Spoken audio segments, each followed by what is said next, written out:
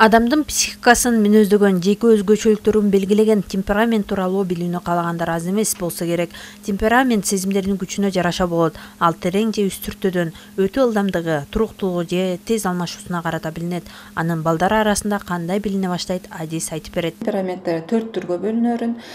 Бул темпераменттерди биз баягы түбүнөн изилдеп карап келгенде багы улуу Гиппократ 460-жылы төрөлгөн биздин 5-кылымдардагы ошо изилдөөчү Гиппократтын изилдөөсү менен ушул 4 темперамент аныкталган экен да.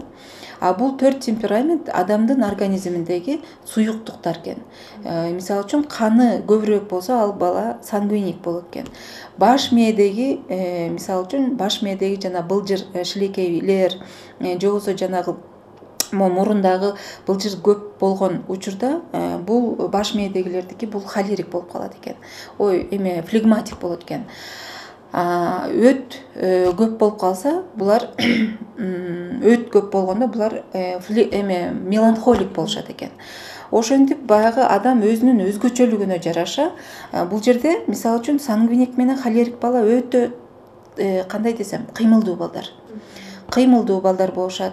Сангвиниктер шайыр балдар болот, бир нерсени тез кабыл алышат. Ал эми меланхоликтер, флегматиктер токтоо балдар болот.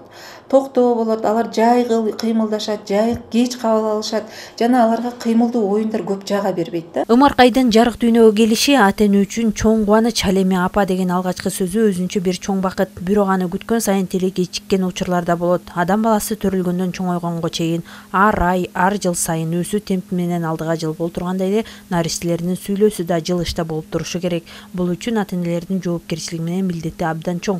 Бул жерде эми майда моторика жана ири моторикалардын баардыгы бала бакчада байма-бай өнүктүрүүгө аракет жүргүзүлөт. Ал эми үйдө отурган балдар үчүн, үйдө отурган ата-энелер үчүн мен өзүмдүн деле башымдан өткөн ошо баягы жумуштун өзүңдүн үй бүлөлүк жашоо турмушка байланыштуу жумушта жүргөндүктөн балдарга чын эле бир убакыт бөлө албаган күндөр болгон да. Анан азыркы ата-энелерге ошол үйдө отурган көбүнчө телефон карап отурган бул өтө чоң көйгөй болуп атат. Бизде ошондой балдар өтө көп. Телефонго байланып калган балдар көп.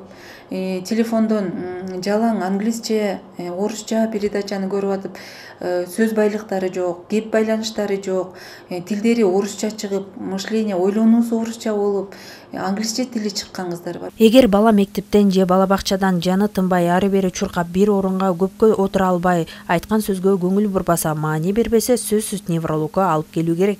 Мунун артында олуттуу неврологиялык оору да болушу мүмкүн дейт адистер.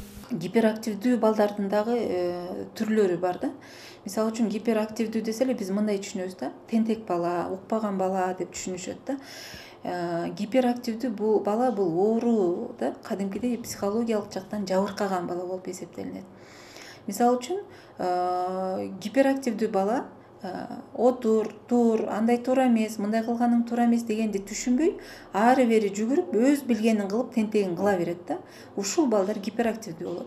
Ал эми жанагы өтө кыймылдуу, шок бала, бирок отур десе отурат, тур десе турат, болбойт десе болбой калган учур бул гиперактивдүүгө кирбейт. Бул болгону кыймыл аракети аябай кыймылдуу жана багы кан жүгүрүүсү өтө бат айланган балдар да. Анан сиз азыр ошо Z муну деп атпайсыздарбы? Z муну, альфа мунундагы балдар бизде өтө акылдуу, азыр гений балдар, азыр бизден да акылдуу балдар болгону тарбиячылар ошол акылдуу балдарга дал келиш керек. Ата-эне дагы акылдуу балага дал келиш керек. Анткени баланын берген суроосуна ата-эне болобу, тарбиячы болобу, мугалим болобу, туура жооп бере албай калса, же болбосо туура ошол баланы ынандырып жооп бере албай калса, бала ошол жерден мен акылдуумун, булар ишеним жок деп ишеним жок болуп чоңоет. Анан туура эмес маалымат алуу дагы балдарга өтө чоң көйгөйдү жаратат. Наргиза Жумадил кызы, Жеңиш Абдылдаев, Эленора Акматбекова, Теңир Тотаңы.